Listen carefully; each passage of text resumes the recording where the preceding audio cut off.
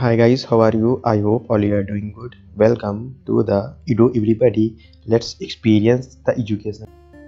In this video, we will go through how we can comment the CSS. We have already seen that how we can comment the HTML code. Now we will learn how to comment the CSS code. Let's go our VS Code, and as we have made the HTML file, let's open it. So I have already opened. So for commenting the HTML file or HTML or any tag of the HTML or any code of the HTML, we need to comment it with the help of less than, exclamation mark, minus minus. Then we have to write minus minus greater than symbol. So as you can see, I am commenting it, so it is getting disappeared and appeared.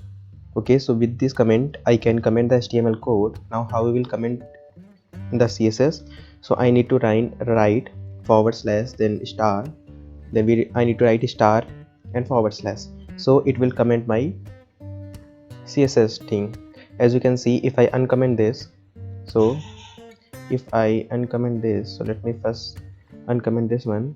As you can see, if I uncomment this, so the style has been added. If I comment this, the style has been disappeared or removed. So how you can comment and uncomment? You have to write simply, you have to click the control and the forward slash. So when you select it and you are doing control plus forward slash, then it is automatically getting commented if it is uncommented, and it will get uncommented if it is commented. So right now it is uncommented. When I'm typing control plus forward slash, then it is getting commented. So I hope this is clear. We have to use these two symbol, forward slash, a star, and for HTML we need to use less than, exclamation mark, and minus minus, or we can say hyphen symbol. So I hope this is clear guys. I will meet in the next video with the next video of the CSS property. Till then, bye bye, take care, and please like, subscribe and comment as well if you are new to this channel. Thank you guys.